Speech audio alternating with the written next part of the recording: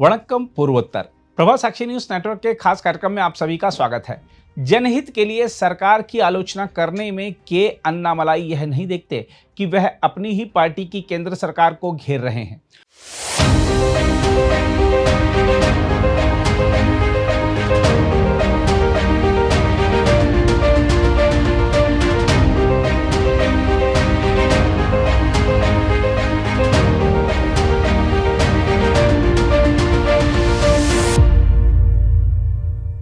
वह तमिलनाडु की सरकार के साथ ही केंद्र को भी कटघरे में खड़ा कर सबको चौंका देते हैं।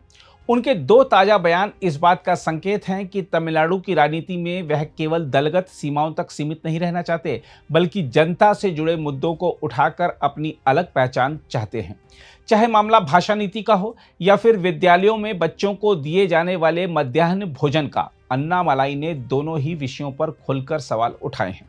हम आपको बता दें कि केंद्रीय माध्यमिक शिक्षा बोर्ड यानी सीबीएसई द्वारा कक्षा 9 के विद्यार्थियों के लिए 3 भाषा व्यवस्था को अनिवार्य बनाने के फैसले ने तमिलनाडु की राजनीति में नई बहस छेड़ दी है।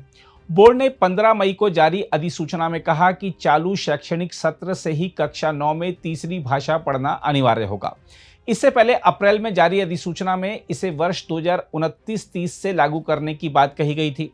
इस अचानक बदलाव पर अन्नामलाई ने खुलकर आपत्ति जताई और केंद्रीय शिक्षा मंत्रालय से अधिसूचना वापस लेने की मांग कर दी।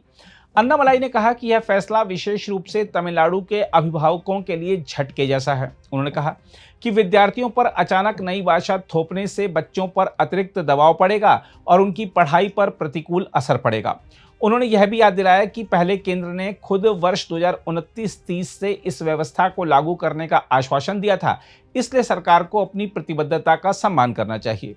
अन्नामलाई का यह रुख इसलिए अधिक महत्वपूर्ण माना जा रहा है क्योंकि अब तक वह नई शिक्षा नीति और 3 भाषा व्यवस्था के प्रबल समर्थक रहे हैं। जब भी डीएमके और पूर्व मुख्यमंत्री एमके स्टालिन ने केंद्र पर हिंदी थोपने का आरोप लगाया, तब अन्नामलाई ने आक्रामक तरीके से केंद्र का बचाव किया। ऐसे में अब उनका सार्वजनिक विरोध राजनीतिक रूप से बेहद महत्वपूर्ण माना जा रहा है। हम आपको बता दें कि तमिलनाडु में भाषा का मुद्दा हमेशा संवेदनशील रहा है। 1960 के दशक के हिंदी विरोधी आंदोलनों ने राज्य की राजनीति की दिशा बदल दी थी। द्रविड़ दलों ने इसी आधार पर दशकों तक अपना राजनीतिक वर्चस्व कायम रखा।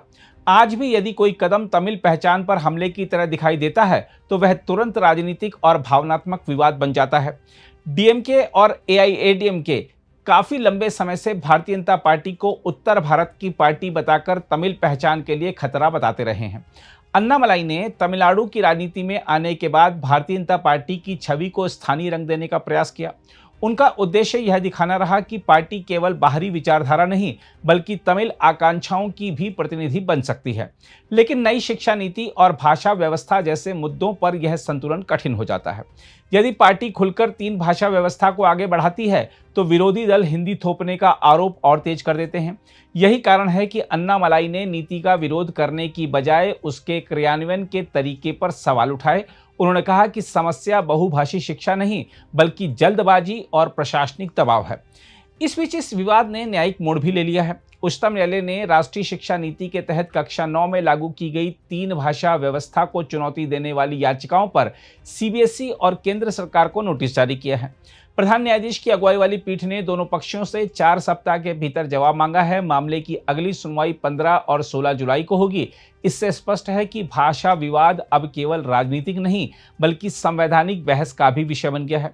खास बात यह है कि अन्नामलाई के बयानों का समय भी बेहद महत्वपूर्ण माना जा रहा है। हालिया तमिलनाडु विधानसभा चुनाव में भारतीय जनता पार्टी का प्रदर्शन निराशाजनक रहा। पार्टी केवल 1 सीट जीत सकी जबकि उसकी सहयोगी एआईएडीएमके को 47 सीटें मिली।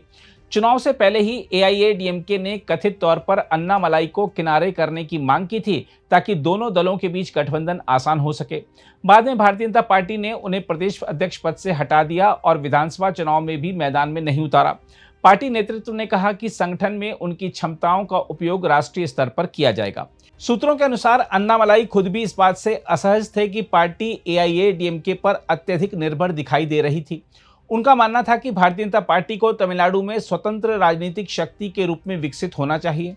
चुनावी हार के बाद राज्य इकाई के संगठन और नेतृत्व को लेकर भी मंथन शुरू हो गया है। दिल्ली में पार्टी के भविष्य और नए नेतृत्व को लेकर चर्चाएं जारी हैं। ऐसे माहौल में अन्नामलाई के बयान राजनीतिक संदेश के रूप में भी देखे जा रहे हैं। हम आपको यह भी बता दें कि भाषा विवाद के साथ साथ अन्नामलाई ने तमिलनाडु की विजय सरकार की मिड डे मील योजना पर भी गंभीर सवाल उठाए हैं। उन्होंने आरोप लगाया है कि ठेकेदारों ने मार्च महीने में अंडों की कीमत घटने पर लगभग 20 करोड़ अंडे खरीदकर शीत भंडारण में जमा कर लिए थे, ताकि उन्हें पूरे वर्ष विद्यालयों में आपूर्ति किया जा सके। उस समय अंडों की कीमत घटकर ₹3.70 प्रति अंडा हो गई थी, जबकि सरकार योजना के तहत ₹5.63 प्रति अंडा देती है। अन्नामलाई ने चेतावनी दी कि लंबे समय तक शीत भंडारण में रखे गए अंडों की गुणवत्ता, पोषण और सुरक्षा प्रभावित हो सकती है। उन्होंने कहा कि यह केवल खरीद प्रक्रिया का मामला नहीं, बल्कि लाखों बच्चों के स्वास्थ्य और अभिभावकों के भरोसे का प्रश्न है। हम आपको बता दें कि तमिलनाडु में पहले भी मिड डे मील में सड़े अंडों की शिकायतें सामने आ चुकी हैं। राज्य में प्रतिदिन लगभग 40 लाख से अधिक विद्यार्थी पोषण आहार योजना का लाभ उठाते हैं। ऐसे में यदि भोजन की गुणवत्ता पर लापरवाही हुई तो उसका असर व्यापक होगा।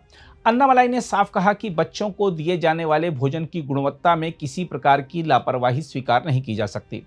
इस तरह उनके इन बयानों से स्पष्ट है कि वह केवल विपक्षी राजनीति नहीं कर रहे, बल्कि तमिलनाडु में खुद को जनहित के मुद्दों पर मुखर नेता के रूप में स्थापित करने की कोशिश कर रहे हैं। यही कारण है कि वह कभी राज्य सरकार को घेरते हैं तो कभी अपनी ही पार्टी की केंद्र सरकार पर सवाल उठाने से भी पीछे नहीं हटते।